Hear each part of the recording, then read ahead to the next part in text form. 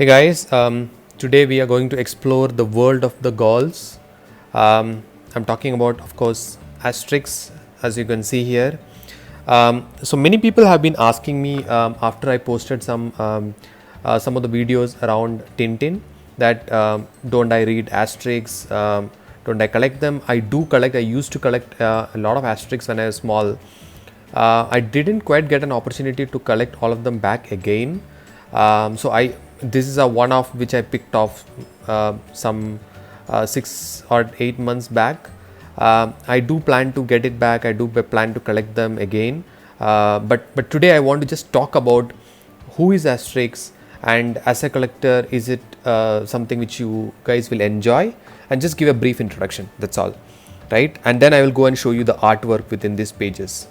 So Asterix, as you can see, the name ends with a suffix called ix that goes with his other friend as well, Obelix, as well as most of the characters from the Gaul family.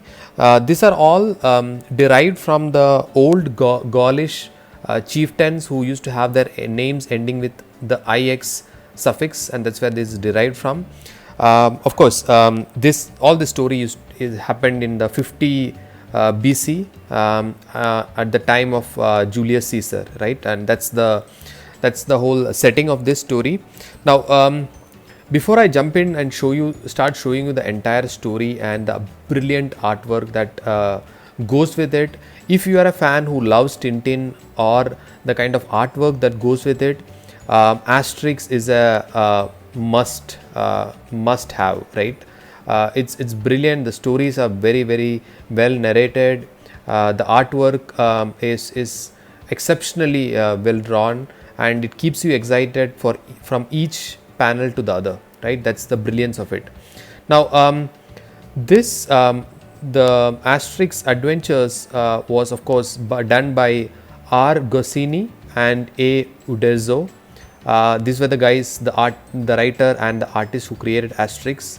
As you could see, their names are right here, and they started in 1959 in a Franco-Belgian magazine called The Pilote, and then they continued this till 1977 when R. Goscinny passed away, and then the Uderzo, he took over and he continued the writing as well as the artwork till around 2009, and finally he gave the rights of the Asterix Adventures over to Hachette, who took up the ownership. And then 4 years hence, in 2013, the entire Asterix series was revived by these two guys right here. You could see this is Jean-Yves Ferry and Didier Conrad, right? So these two guys bought Asterix series back to life, and there's been many adventures of Asterix, right? So there's like plenty of them out there since it's continued, unlike Tintin. So I could see here till number 36, right? But it goes even beyond 36, right? I think the last one I saw was 38. So it's still continuing. The interesting part, somewhere I read, is that the even numbers takes these Gauls, Asterix and Obelix, out of their village, and usually the odd numbers the adventure happens in the village. You could see that some of it here. Look, for example, number 14 is Asterix in Spain, number 16 is Asterix in Switzerland, right? Number 12 is Asterix at the Olympic Games. So that's I don't know if it continues throughout the series, but something which is very interesting, right? And so that's the setting up of the story. What I will do right now I'm going to give you a sneak peek and close eyeball view into what all are in these pages, right, and how the story is portrayed from here. So just going into that. So here we will do just a brief introduction. That's Asterix, that's Obelix, his inseparable friend, and that is Getafix, who is the potion master. And then we move to Cacophonix, who is in his opinion, the biggest and the best musical player. And then Vital Statistics, who is the village head, right? So these are the main characters of our story. So what I want to show you guys here is not just the story, but the artwork that goes in this pages, which is simply brilliant. And that is Blockbusters, who is the villain of this story, and he is a historian. And when Caesar wants to send out a manuscript of his conquest of the Roman Empire, what he does is that he removes one scroll from it which talks about the Gaulish resistance, right?